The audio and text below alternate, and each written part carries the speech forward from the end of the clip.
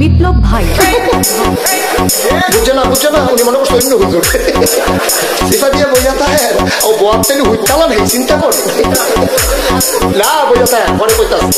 আরো কইতে আরো কিছু কথা লইয়া যান ভাই যাইবে না দুইটা কথা লইয়া মুরব্বী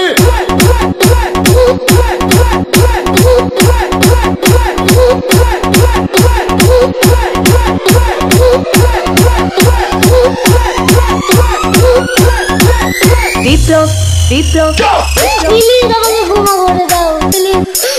কে নাম বলে ওরে বাবুকে ধরে নিয়ে আসেন ওরে দিচ্ছে আমি দিয়ে নেই প্লিজ আমরা তুল এই